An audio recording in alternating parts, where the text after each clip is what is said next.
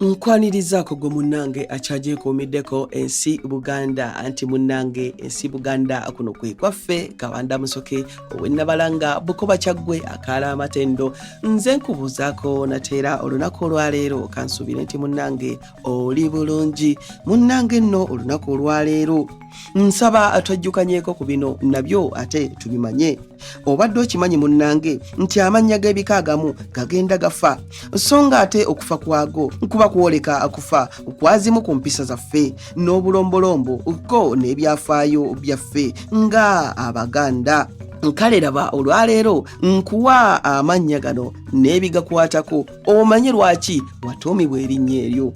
Erinnya Nansukusa.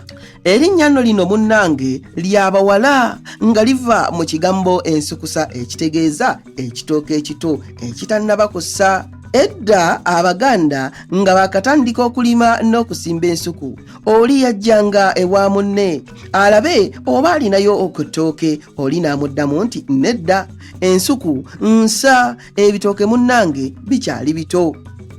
Ensuku nsa mwe mwava ekigambo ensukusa ekyavaamu n'erinnya Nansukusa. Nansukusa oyinza okugamba nti litegeeza ekitooke ekitannassa oba ekitooke ekito. Abange ebyo nno osiibisuseekaawo wabula munzikirize nzire ennabalanga Bukoba Kyaggwe tuddiŋŋana ate mu kitundu ekirala ng'ate munnange nkuwa ebirala. Ayi Katonda kuuma Namulondo.